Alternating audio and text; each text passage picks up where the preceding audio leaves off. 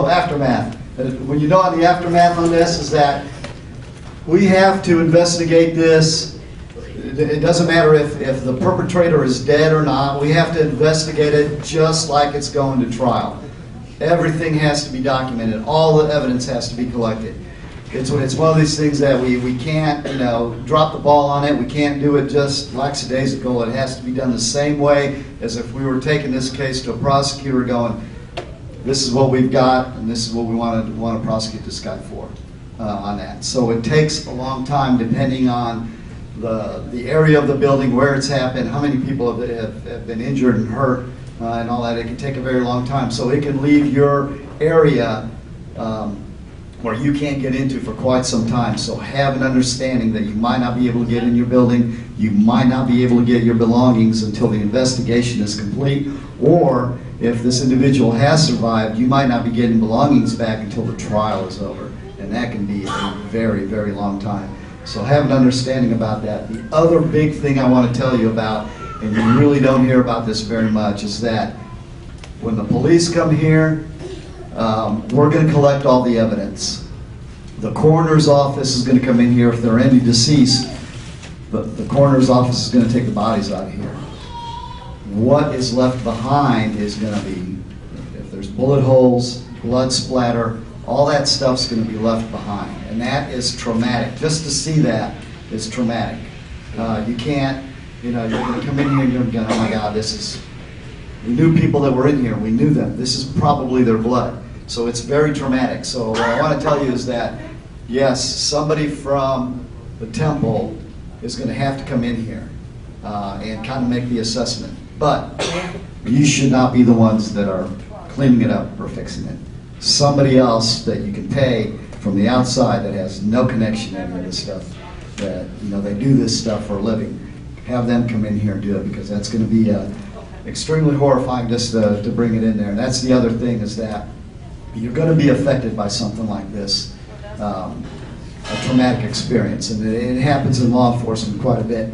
And what happens is that, especially in law enforcement, because we're supposed to be strong and macho, is that if we say, you know what, this bothered me, people think, or that officer might think, well, that's going to be a sign of weakness to my peers, because I'm not a strong police officer because this is affecting me. Well, you're a human being, and traumatic events will affect you. If you're a psychopath, then you probably don't care, but all human beings feel on that. So even if you weren't in the temple, let's say it happened here, or it happened someplace else where new people, it's going to affect you, and you have to have a way to be able to talk to someone about it.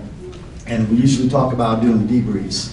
Debriefs are probably the best thing to have happen, because that way you get everybody there. They don't feel like they're alone, because everybody knows, and I'm not a psychologist, or I'm not a doctor or anything like that, but there are certain ways that every human being goes through when they grieve. And you have to have that understanding, because if you don't, that's usually where it becomes detrimental to you, where maybe you self-medicate or do things like that. But have an understanding that it's going to have an effect on you. A lot of what you're going through is going to be normal. That's the way the body does it. But again, you need somebody there who's a professional that can tell you that.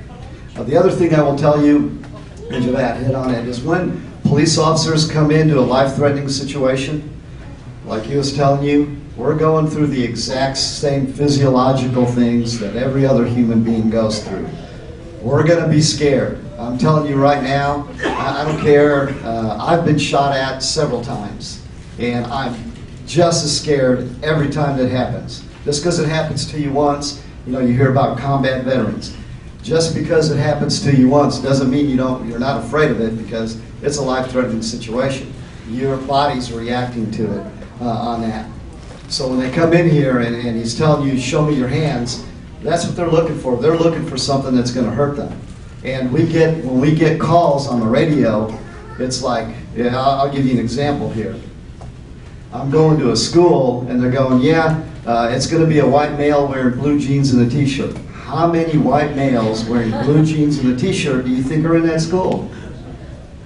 Probably the majority of them, So police officers don't know who the bad guy is. And the only way they're going to know that is by looking and seeing, and the first thing they're going to key on are hands on that. And that's kind of why we kind of say, hey, show your hands, and that way we kind of know that you might be the bad guy trying to get out and blending in, but we know you're not a threat at that time on that. So that really concludes it. Again, having a basic plan in place, it doesn't have to be elaborate. It is one that will help you tremendously, not only here, but out in your daily life also, when you're out with your family or if you're at work or something like that. Get law enforcement involved. You have both of us here as a resource on that. So if you need anything, more than willing to help you get done what you need done.